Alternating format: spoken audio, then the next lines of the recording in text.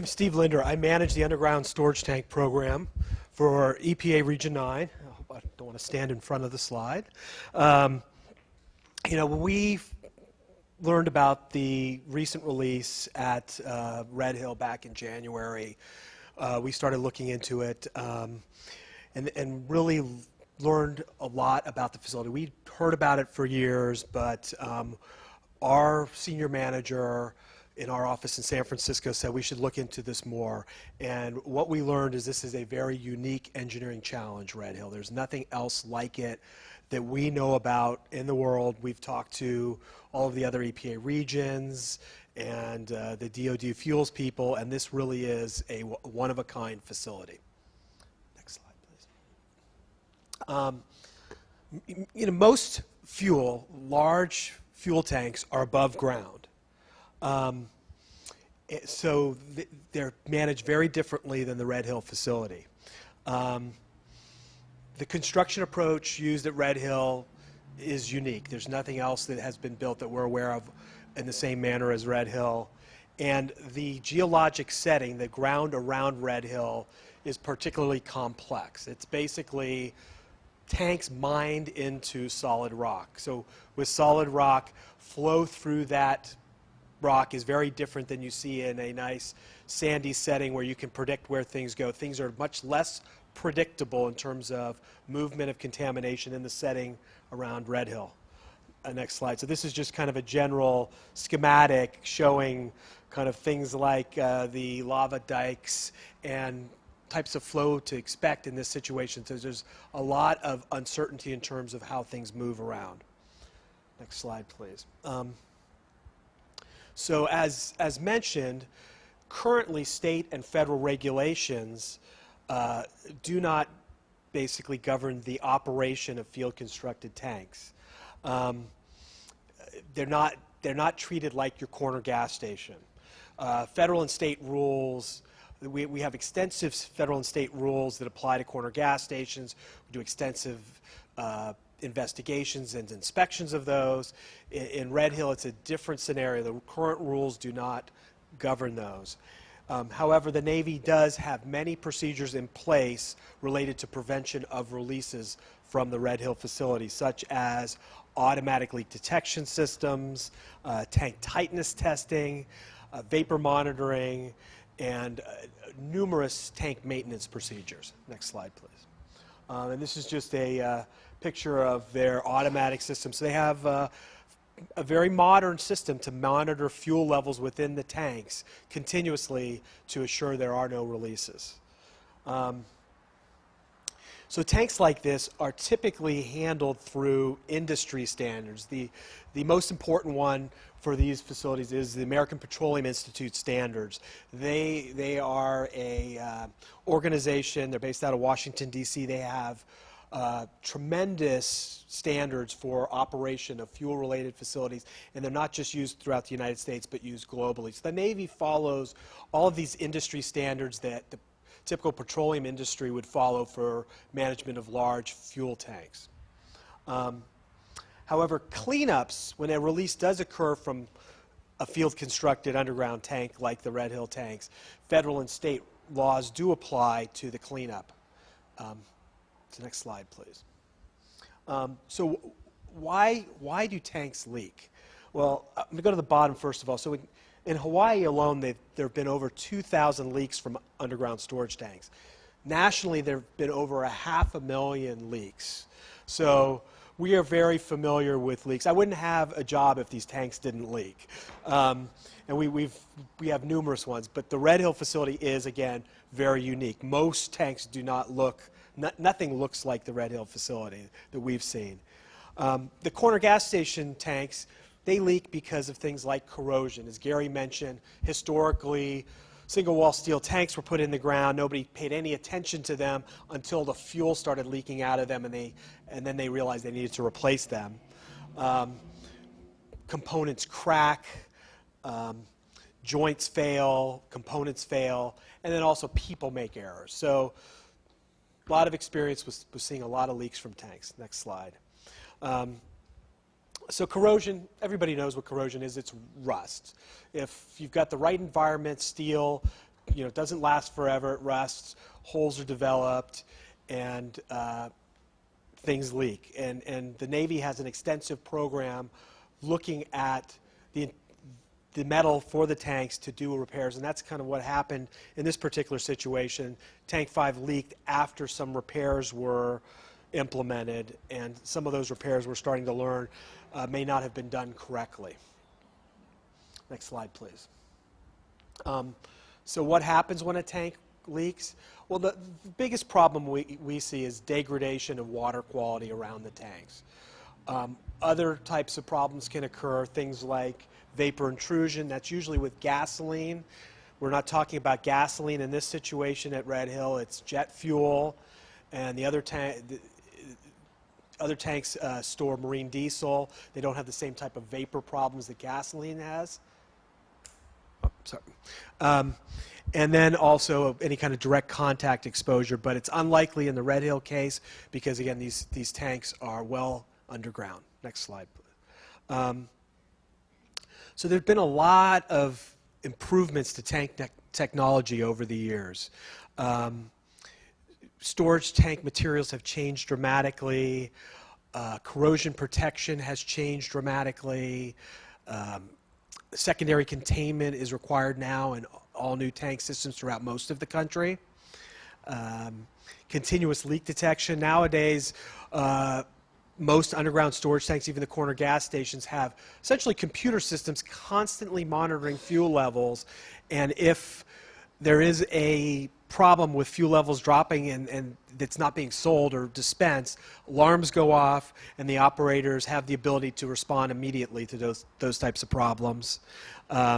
Inspections are done routinely, and environmental monitoring around tanks has improved dramatically. Just even things like analytical methods to detect contamination in the environment have improved dramatically. So this, I'm not sure if you can see it, but this is just kind of we've got this picture in the back, just kind of some of the components of an underground tank. Things definitely have changed over the years. Next slide. It's kind of repeats some of what Gary said, but nowadays typical tanks that go in the ground at your corner gas station are these double-walled fiberglass systems that do not corrode and are monitored such that if a leak occurs in the primary wall of the tank, they're able to detect it before it gets out into the environment. Here's another schematic kind of just showing what that secondary containment looks like. There's typically monitoring probes between the walls of the tank to detect any kind of contamination before it gets out into the environment.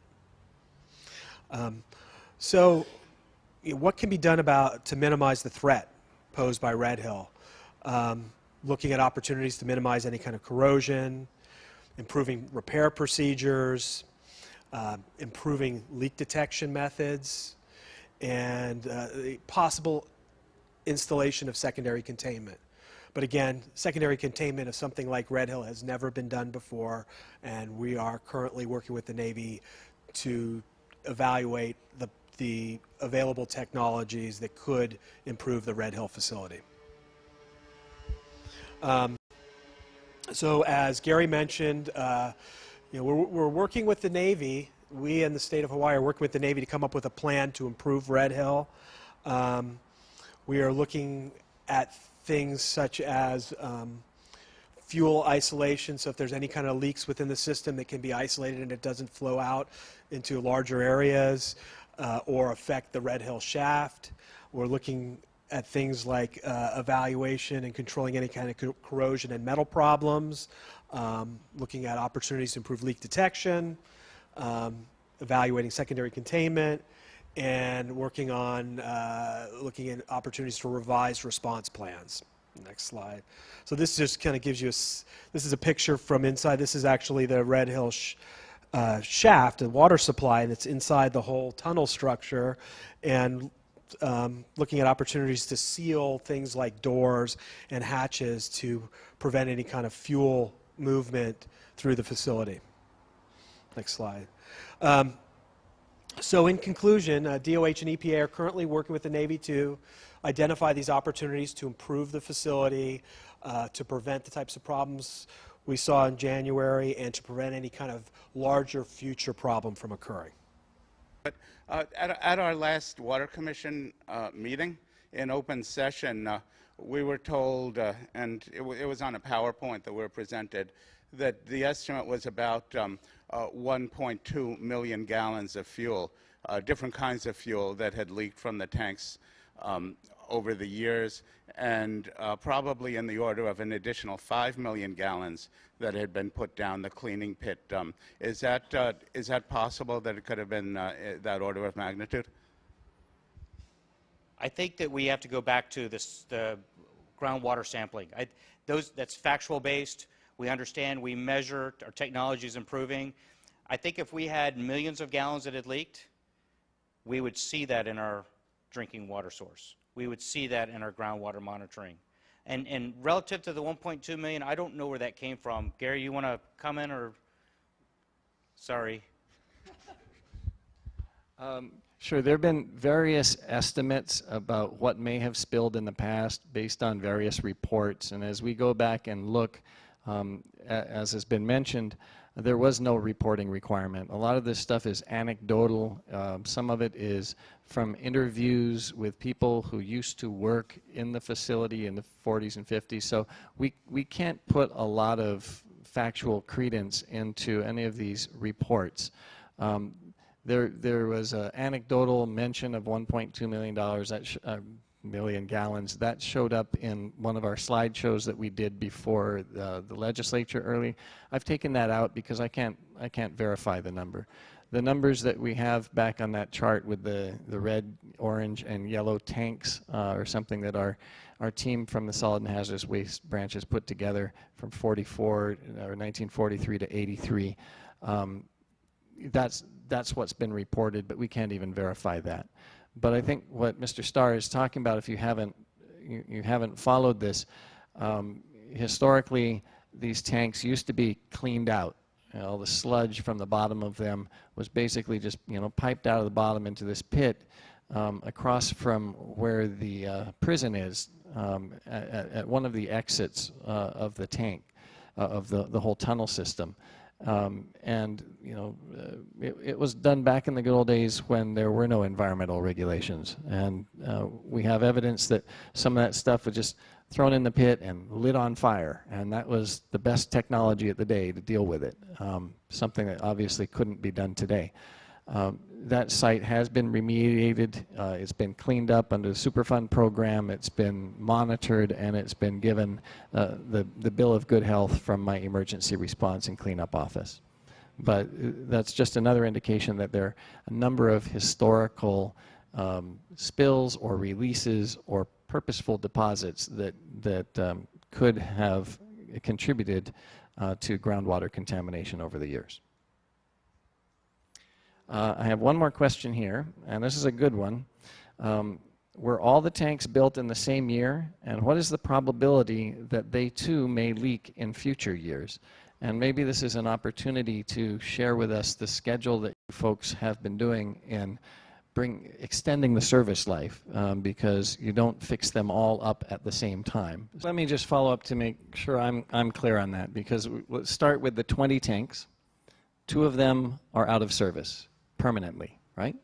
Tank 1 and 19, I believe. And so of the remaining 18 tanks, I guess including tank 5, you say 5 of them, including tank 5, have gone through this rehabilitation or restoration or extension of life process. So that's to say that the remaining tanks, do the math, was that 13? Have not been renovated or restored or extended since their original construction in 1940.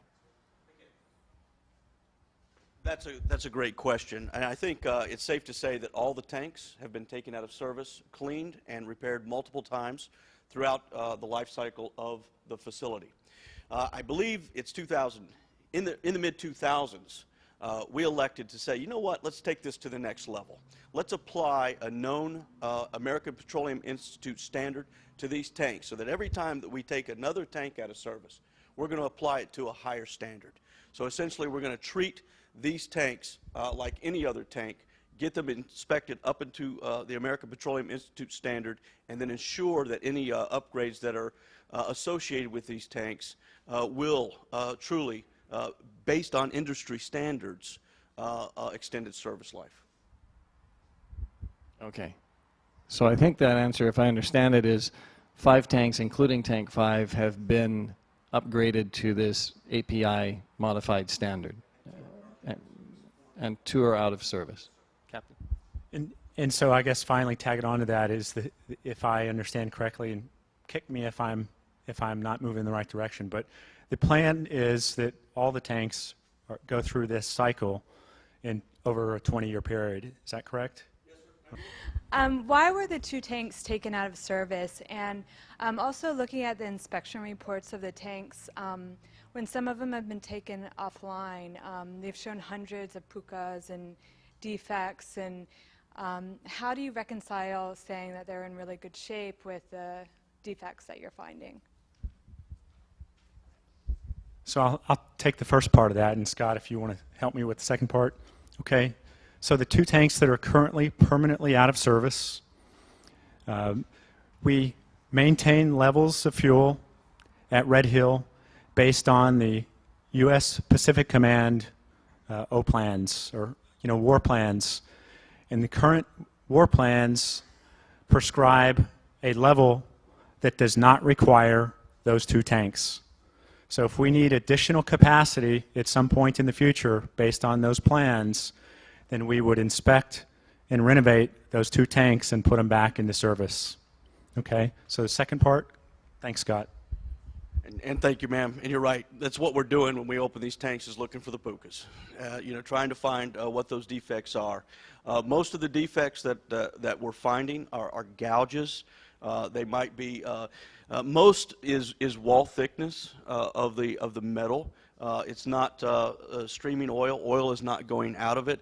And we're assured of that because of the tank tightness testing that we're doing on a 2-year cycle. So I'm certain that Tank 5 was not leaking prior to taking it out of service in 2009, because 3 months prior to it, we actually did the tank tightness testing and it passed. It wasn't leaking. So in and of itself, even though you have these anomalies,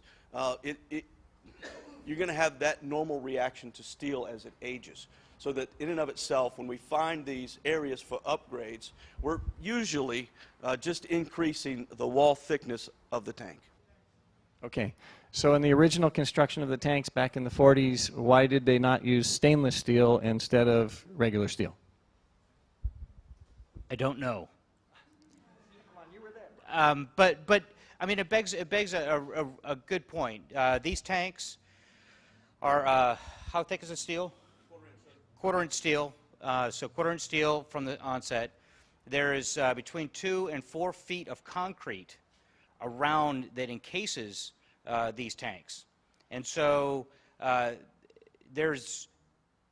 If you looked at the tank, the designers, really thought into the future as they built these tanks and put the concrete around them, to prevent, a catastrophic event from happening, and to essentially build at the time their best guess at what sort of secondary containment might look like. And so they did think forward. I don't know why they didn't use stainless steel, but they were doing this at breakneck speed with a lot of other distractions going on around them. So, good question. Right. Okay. So this is an excellent question as we're looking forward as to what kind of upgrade or improvement, what kind of technology exists to double line the tank or to put some kind of coating on them, perhaps. So that's something that I know we've all been looking at, and don't know if anybody would like to address, what the existing technology is, or in fact what kind of coating in part may have been placed on any of these tanks. Looks like, Scott, you're getting this one. That's an outstanding question, and if you saw out on the slide deck that was presented by Captain Williamson, you'll see that we hope in November to actually award a contract that addresses these types of technologies. I think, kind of speaking off the cuff here, but what we've asked this statement of work within this contract to address is what is in the realm of the possible, both on the exterior of the steel of these tanks and what's on the interior. And I will tell you, in my brain, I think of rubber coatings. I think of advanced epoxies. But we're going to take this outside the box, get the experts in industry, and figure out the best solution set to what's feasible for our installation. But let me just say generally, each of you should have received in the mail your consumer confidence report from the Board of Water Supply or from whichever regulated entity is providing you drinking water. In that report, it will tell you all the contaminants that have been found and then some additional ones that we're looking for even though there may not be a health standard. So using that as your guide, everyone who drinks water that's regulated by the Department of Health under federal rules has the ability to see what's been found even in trace amounts, even at levels that are below the health thresholds in your drinking water supply. Across this island, there are contaminants. There are primarily agricultural contaminants, old pesticides or fertilizers, things that have been used in the plantation days that have since been banned. You can't even use them anymore, and we're still finding them in the drinking water, and your Board of Water Supply takes those out through a carbon filtration system before that water goes into a delivery system and into your house. So that information is available to you. You got a hard copy in the mail. If you'd like to look at that online, we just recently brought up a viewer system on our website, and you can click on any dot on the island which approximates the area of your well and find all the contaminants that have ever been found on there. Okay? So that from that system of regulation, we can tell you with certainty that what's in your water and that it's safe. Now your question went to more particularly, I think, the drinking water wells around Red Hill. And so after this spill, we went, the Board of Water Supply went and tested their wells to make sure that there was no petroleum contamination, and it came out clean. So your Board of Water Supply testing their own wells determined that petroleum from Red Hill or any other source was not in those nearby Board of Water Supply wells. I should say that's not something we normally check for, because you're not supposed to have any petroleum, okay? We're used to checking for agricultural chemicals and a long list of 80 different things that the EPA tells us that we need to look for on a regular basis. But for the drinking water wells in the Board of Water Supply, immediately adjacent north and south of the Red Hill facility, we can say with confidence that there's no petroleum contamination in those. Now, as to the Navy system, Aaron, I'm going to pass this on to you. Hello, my name is Aaron Puentes, and I'm the Navy Region Environmental Program Director, and I work for Captain Williamson. As Gary has indicated, we are required by rules, federal and state regulations, to routinely monitor and sample the water that is provided to our customers, predominantly individuals and at the Navy base. These tests are done under a very specific and prescribed process. We use Navy certified laboratories, predominantly off-island. And based on the information that we have to date, the concentrations are, as Captain Williamson has indicated earlier, barely at detectable levels at the cusp of the technology for analysis of these kinds of constituents. All of these reports are all provided to the State Department of Health, and as Gary has indicated earlier, we too, upon the notification of the suspected leak, shut our water facility down too, and we collected and analyzed two series of drinking water samples that came out non-detect before we made the decision to turn on the water system.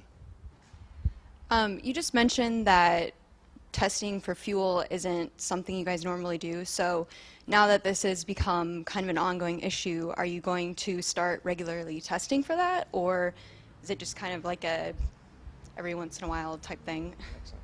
Okay, so now that we have identified oh, Ernie, God, you just arrived right at the right time.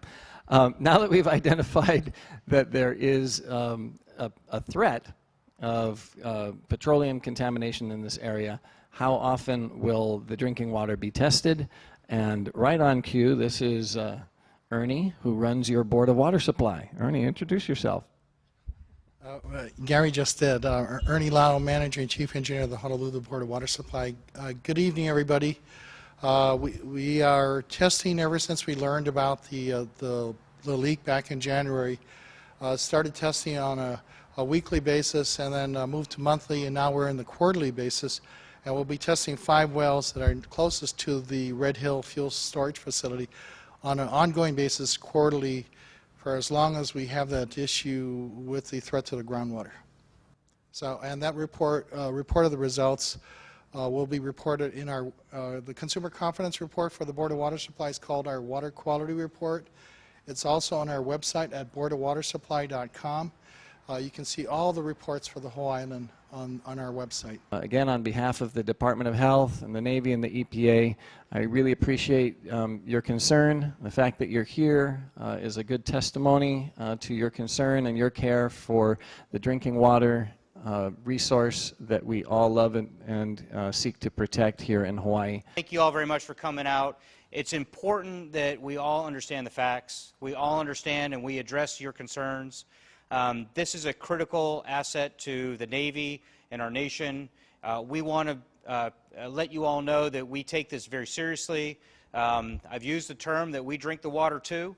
So, you know, we have employees and kids and families, and we take this absolutely very seriously. And we share a collaborative working relationship with EPA and Board of Department of Health. They're stretching us, which is, I believe, is appropriate, and we're seeking to understand what is it we can do to make sure that we protect our vital drinking water sources here in one of the most remote places of the world. So thank you very much for your time this evening.